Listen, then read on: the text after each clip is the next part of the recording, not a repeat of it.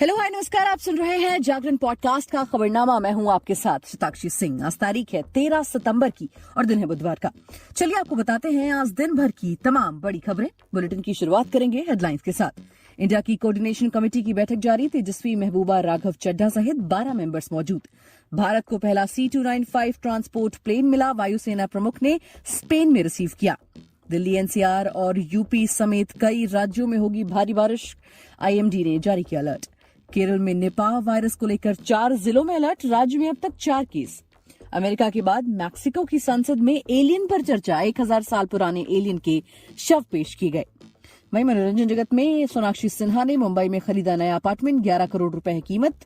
Actress के घर से दिखता है सी व्यू।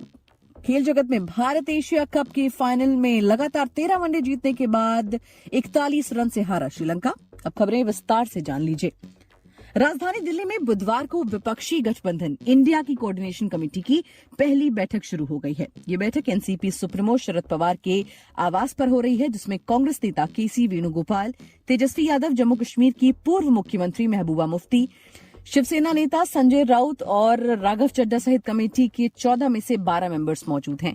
टीएमसी नेता अभिषेक बैनर्जी मौके पर नहीं पहुंचे हैं। सूत्रों के मुताबिक आज की बैठक में सीट शेयरिंग पर चर्चा नहीं होगी।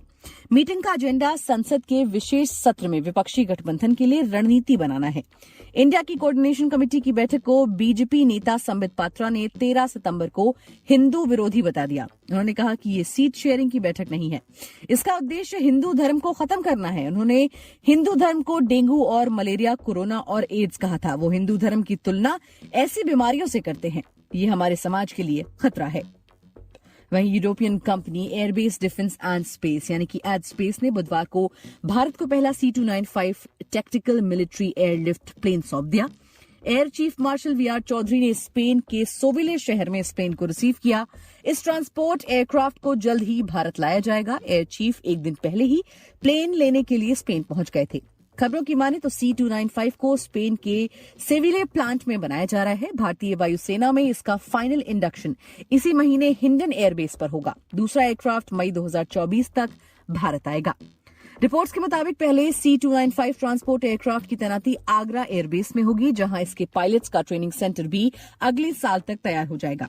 सितंबर 2021 में भारत ने एडस्पेस के साथ C-295 ट्रांसपोर्ट एयरक्राफ्ट के लिए 21,000 करोड़ रुपए की डील की थी। इसमें 56 प्लेन की मांग की गई थी। इनमें से 16 plane ready to fly condition में स्पेन से आएंगे। बाकी के 40 प्लेन गुजरात के वडोदरा में टाटा एडवांस सिस्टम कंपनी बनाएगी।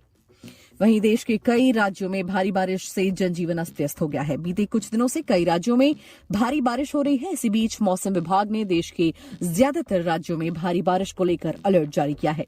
मौसम विभाग के अनुसार उत्तर भारत से लेकर दक्षिण भारत के कई राज्यों में भारी बारिश के आसार हैं। इसे लेकर रेड और ऑरेंज अलर्ट भी जारी किया गया है। भारतीय मौसम विभाग के अनुसार दिल्ली NCR में अगले 5 दिनों तक बारिश की संभावना है। IMD ने बताया कि 13 से 17 सितंबर तक बूंदाबांदी या हल्की बारिश होने के आसार हैं। इसी के साथ ही राष्ट्रीय राजधानी दिल्ली की वायु गुणवत्ता में भी सुधार होगा। वहीं उत्तर प्रदेश में भी बारिश का सिलसिला जारी है। मौसम विभाग की माने तो आज भी यूपी के कई राज्यों में बारिश की संभावना है। IMD के अनुसार अगले कुछ दिनों तक बारिश का ये दौर जारी रहेगा। इसके अलावा बिहार में भी बारिश के अलर्ट जारी हुए हैं। मौसम विभाग ने बताया कि 13 से 19 सितंबर के बीच बारिश जारी रहेगी। वहीं केरल के कोझिकोड में निपाह वायरस से 2 लोगों की मौत के बाद 3 और जिले कन्नूर, वायनाड और मल्लपुरम में अलर्ट जारी किया गया है। यहां के 7 ग्राम पंचायतों को कंटेनमेंट जोन बनाया गया है। कंटेनमेंट जोन वाले इलाकों और अस्पतालों में मास्क पहनना अनिवार्य कर दिया गया है। खबरों की माने तो कोझिकोड के जिला अधिकारी ने 7 पंचायतों में सभी एजुकेशन इंस्टीट्यूट, आंगनबाड़ी केंद्र, बैंक और सरकारी संस्थानों को बंद रखने का आदेश दिया है। सुबह 7 से शाम 5 बजे तक सिर्फ दवाइयां और जरूरी चीजों की दुकान ही खोलने की इजाजत है। केरल में निपाह वायरस से अब तक 4 मामले सामने आ चुके हैं, जिनमें 2 लोगों की मौत हो चुकी है। बुधवार को राज्य सरकार ने विधानसभा में बताया कि पुणे से नेशनल इंस्टीट्यूट ऑफ वायरोलॉजी की टीम निपाह वायरस की जांच के लिए आज केरल आएगी। कोझिकोड मेडिकल कॉलेज में NIV की टीम चमगादड़ों का सर्वे भी करेगी। विदेशी खबरों पर नजर डालें तो मैक्सिको की संसद में मंगलवार को एलियंस की मौजूदगी को लेकर चर्चा हुई। इस दौरान 2 शव भी दिखाए गए।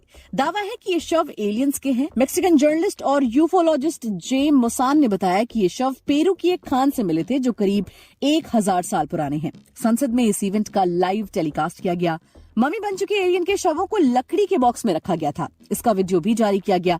सुनवाई के दौरान अमेरिकी नेवी के पूर्व पायलट रायन ग्रेव्स भी मौजूद थे। ग्रेव्स ने ही अमेरिकी संसद में दावा किया था कि सर्विस के दौरान वो एलियन का स्पेसक्राफ्ट देख चुके हैं। मैक्सिकन संसद में इस मुद्दे पर चर्चा के दौरान हार्वर्ड एस्ट्रोनॉमी डिपार्टमेंट के प्रोफेसर ने सरकार से एलियंस पर स्टडी करने के लिए मंजूरी देने की मांग की है।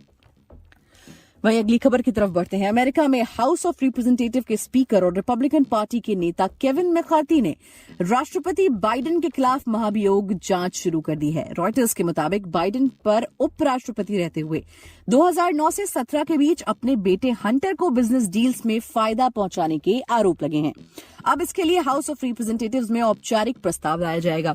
मैकार्थी ने बताया कि रिपब्लिकन पार्टी के नेताओं ने कई फोन कॉल्स, मनी ट्रांसफर और दूसरी गतिविधियों से जुड़े सबूत दिए हैं। इनसे बाइडेन परिवार के भ्रष्टाचार में शामिल होने के संकेत मिलते हैं। हालांकि इसमें बाइडेन खुद शामिल थे या नहीं, इसकी जानकारी सामने नहीं आई है। बाइडेन के खिलाफ जांच यूक्रेन में हंटर बिडेन के व्यापारिक सौदों पर केंद्रित होगी। रिपब्लिकन पार्टी इस साल की शुरुआत से मामले में सबूत जुटाने की कोशिश कर रही है। खबरों की माने तो 2020 में सीनेट की जांच और इस साल रिपब्लिकन पार्टी के नेताओं की तरफ से की गई छानबीन में बाइडेन के खिलाफ सबूत नहीं मिले थे। इस पर हाउस स्पीकर मैकार्थी ने कहा कि हम उसी दिशा में बढ़ेंगे जहां सबूत हमें ले जाएंगे। 535 सदस्यों वाली प्रतिनिधि सभा में रिपब्लिकन पार्टी के 222 सदस्य हैं। अमेरिका में अब तक महाभियोग के जरिए किसी भी राष्ट्रपति को हटाया नहीं गया है। अगर जांच पूरी होने पर बाइडेन दोषी पाए जाते हैं तो वो पहले अमेरिकी राष्ट्रपति होंगे जिन्हें इस तरह पद को छोड़ना पड़ेगा। वहीं प्रधानमंत्री नरेंद्र मोदी की अध्यक्षता में बुधवार को कैबिनेट की बैठक हुई। इस दौरान कई अहम फैसले किए गए। बैठक में उज्ज्वला योजना के तहत अगले 3 वित्त वर्षों में 75 लाख नए एलपीजी कनेक्शन देने का फैसला लिया गया है। ये कनेक्शन साल 2025-26 तक बांटे जाएंगे। केंद्रीय मंत्री अनुराग ठाकुर ने बैठक के दौरान लिए गए फैसलों के बारे में जानकारी दी है। इस योजना के तहत अब तक 9 करोड़ 60 लाख कनेक्शन दिए जा चुके हैं। इसके तहत फ्री एलपीजी कनेक्शन के अलावा पहले सिलेंडर की रिफिलिंग भी फ्री होगी। इसके अलावा गैस चूल्हा भी मुफ्त में दिया जाता है। वहीं उत्तर पश्चिम रेलवे भर्ती सेल जयपुर के केलखोटे के तहत विभिन्न पदों पर खेल कर्मियों की भर्ती के लिए नोटिफिकेशन जारी किया गया है। उम्मीदवार 15 सितंबर से ऑफिशियल वेबसाइट rrcjapur.in पर आवेदन कर सकेंगे। इस भर्ती के लिए फॉर्म जमा करने की आखिरी तारीख 15 अक्टूबर रात 11:59 तक है। 1 जनवरी 2024 को 18 वर्ष की आयु पूरी कर चुके उम्मीदवार आवेदन कर सकेंगे, जबकि अधिकतम उम्र 25 वर्ष तय की गई है। मनोरंजन जगत की बात करें तो सोनाक्षी सिन्हा ने हाल ही में मुंबई की आलिशान बिल्डिंग में एक नया घर खरीदा है। एक्ट्रेस ने इस नए आशियाने की कीमत तकरीबन 11 करोड़ रुपए बताई जा रही है। सोनाक्षी का ये घर बांद्रा के केसी रोड के पास स्थित 81 ऑरियट बिल्डिंग के सबसे ऊपरी फ्लोर पर है। रियल एस्टेट से जुड़े वेबसाइट जेपैकी के जरिए मिले डॉक्यूमेंट्स के मुताबिक सोनाक्षी सिन्हा का नया आशियाना 2208.7 वर्ग स्क्वायर फीट में फैला हुआ है। एक्ट्रेस ने 29 अगस्त को अपने इस नए घर की रजिस्ट्री करवाई है। इसके लिए उन्होंने 55 लाख की स्टैंप ड्यूटी और 30,000 का प्रॉपर्टी रजिस्ट्रेशन भी दिया है। एक्ट्रेस के इस घर में लॉबी, टॉयलेट और एयर हैंडलिंग यूनिट जैसी सुविधाएं हैं। इसके अलावा सोनाक्षी को बिल्डिंग में 4 कार पार्किंग भी मिली हुई है। एक्ट्रेस के इस नए घर में माहिम बे और बांद्रा वर्ली सी लिंक का व्यू भी दिखता है। इससे पहले सोनाक्षी ने मार्च 2020 में बांद्रा में ही अपना पहला अपार्टमेंट खरीदा था, जिसकी कीमत तकरीबन 14 करोड़ रुपए थी।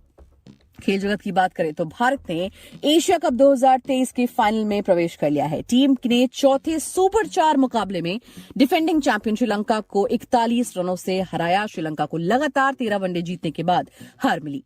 सबसे ज्यादा लगातार वनडे जीत के मामले में टीम दूसरे नंबर पर रही। 21 जीत के साथ ऑस्ट्रेलिया पहले पर है। कोलंबो के आर प्रेमदासा स्टेडियम में टॉस जीतकर पहले बल्लेबाजी करते हुए भारतीय टीम ने 49.1 ओवर में 213 रन पर ऑल आउट हो गई। जवाब में श्रीलंकाई टीम 41.3 ओवर में 172 रन ही बना सकी। श्रीलंका से 20 साल के ऑलराउंडर दुनित विल्लालागे ने 5 विकेट लिए। उन्होंने दूसरी पारी में 42 रन की नॉट आउट पारी भी खेली। इस प्रदर्शन के लिए उन्हें प्लेयर ऑफ द मैच का अवार्ड भी मिला। इसी के साथ आज के लिए फिलहाल इतना ही। देश और दुनिया की बाकी सभी खबरों को जानने के लिए सुनते रहिए जागरण खबरनामा।